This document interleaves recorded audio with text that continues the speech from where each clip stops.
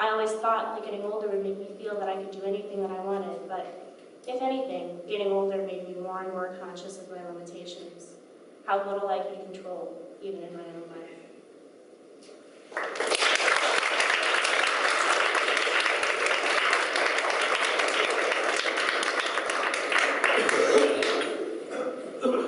Taryn Nakamura was born in Honolulu and got to learn about Hawaii's pineapple plantations, bus routes, and home occasions while studying this novel.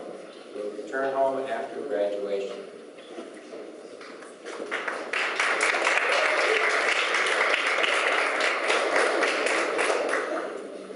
So this is from the very beginning of the novel that started.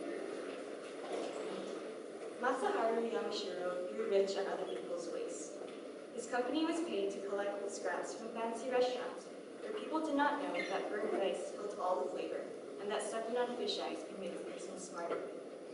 Masa's pig paradise boiled the scraps in 15-foot-high cylinders until a brown sludge formed. Masa brought the slop to pig farmers, who later delivered the pork cheeks to the back doors of Waikiki hotel kitchens. Customers spit out the fat and picked off the garnishes, which were scraped into trash bins and dumped back into pig paradise cylinders. When he was 8, he had come to Hawaii on a ship that sailed from Itaman, Okinawa, to Kobe, to Yokohama, to Honolulu. In the middle of the Pacific, a gentle sea swell washed the ship onto a shallow coral reef. They spent 3 days on a nearby sandbank while they waited for the tide to rise and release the ship. Masa would not swim with the other children, but ran circles around the island to battle his claustrophobia, and kicked sand at the albatrosses until they took flight and drifted away on unflapping wings. He came from a seaside town, but the sound of waves had always made him uneasy. He joined his father on a pineapple plantation in Waipahu. By the time he was 13, he'd been the translator of hundreds of letters and a matchmaker for 22 marriages. He quit school then, and he became a pineapple picker. Then the buta-cow-cow man, a garbage truck driver, an overseer, and an friend. When the childless Okinawan boss died, he named Masa heir to the pig slop industry. In the final days of his life, he would remember that he had once been an Okinawa-san and would be haunted with the words of his mother. His mother's final letter included an abbreviated version of a Japanese folktale.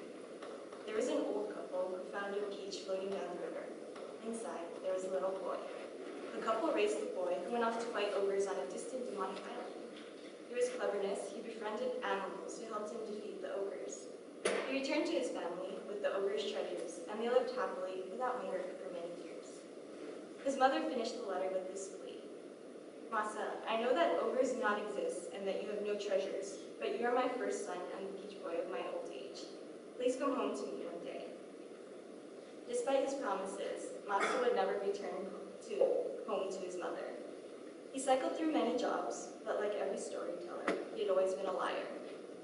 Before he died, he read a book to his illiterate granddaughter and did not tell her that the words he spoke were not the ones written on the glossy pages. Over the generations, Masa's myth was embellished by distortions of memory, and each storyteller wrapped the narrative in another layer, vaguely tracing the contours of the speaker's own life. Many years after Masa's death, his granddaughter would recount to her children the stories of a great-grandfather they did not know, and made them repeat the tale until their bodies could dance the cadences of her sentences when they turned over in their sleep. Her children became chronic sleepwalkers and escaped the house in pajamas, walking barefoot to places they had never seen. If left uninterrupted, they returned to their beds before morning. But if woken from their sleep, they became confused and disoriented. When they grew old and began to forget names and dates, their tongues would remember the shapes of the words. By curling their shoulders and tucking their elbows into their chests, they could recall the weight of a bushel of pineapples. And then by unfurling their arms into a wingspan that changed as they grew, they could show the length of the moray eel that ate their great-grandfather's pinky-toe. When they performed the history of an island-wandering family, listeners were struck by how closely the motions of swimming mirrored the mechanics of flight.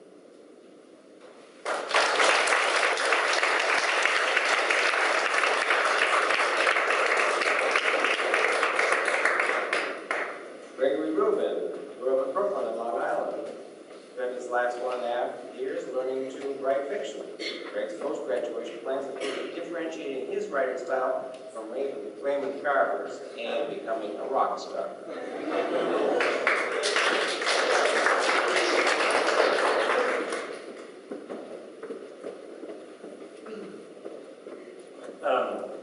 All right, very short stories. But they're not under 6 minutes. I was sad to discover. So I can read the beginning of a cycle of stories I wrote and the end. This is from a story called IGA. An old lady died at work the other day. Rick was ringing up her groceries and she was getting her wallet out to pay. And then she stumbled backward into one of the loose candy racks and fell on the floor. Candy went all over the place. When Rick went to help her up, she was already gone.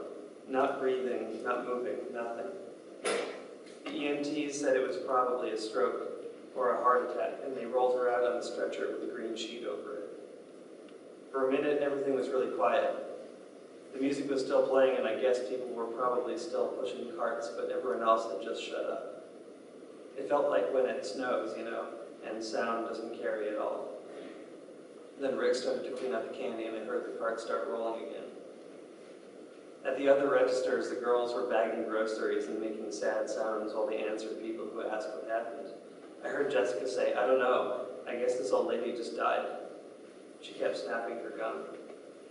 Felix, our boss, he was walking around mumbling in Polish, and then he yelled something in English about a lawsuit. Rick said, "Felix, forget about it." Rick was on the floor trying to reach a pack of lifesavers that had gone under the cereal display. He said, "There's not going to be a fucking lawsuit." And this is the end of a story called Umar Mata. This guy's father has just told her the story. When he finished telling me the next part, the last part, about how he talked my grandpa into letting him date my mom and then marry her, and how he ended up realizing he didn't want to leave town after all, I said, "That's the best story I've ever heard." I sort of blurted it out because I was drunk, but I meant it even if it wasn't true. My dad died about a year later.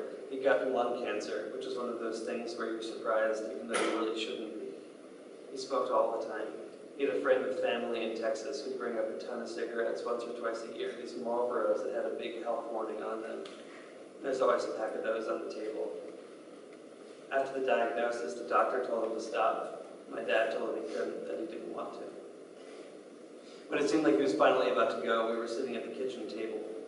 My mom said, "Honey, come on, let's go to the hospital." He said, "I'm not dying." I remember how weak their voices sounded then. My mom's was all shaky from crying. And my dad, he'd always sounded like a broken car, but by now he sounded worse. He said it again, "I'm not dying." My mom looked at me and said, "Sam," and looked back at my dad and said, "Tell him he needs to go to the hospital." I tried. I opened my mouth, but I couldn't make myself say it. The problem was, I guess some part of me believed him.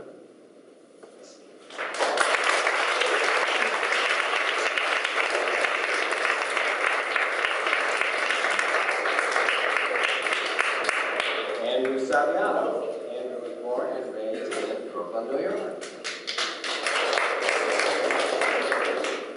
Hello, thanks for coming.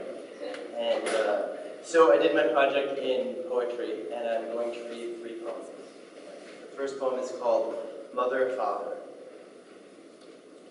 As a teenager, you stand blankly at the door to your own house. The house is asleep. There is a faint rain, enough to wet the face. As in a dream, you want to enter. The cabbie is waiting for you to enter, to show it is really your house. Why would you come all this way to a place unprepared for you? You wave him off with a limp wrist. After a few dry seconds, the sound of traveling onward. You haul yourself through an open window after your luggage. Welcome home, you think, naturally, as the mind inspects the need for refuge. You move through the house, luggage in hand, taking care not to hit the furniture or make a sound on the stairs. At the door to your parents' bedroom, you set it all down. Your mother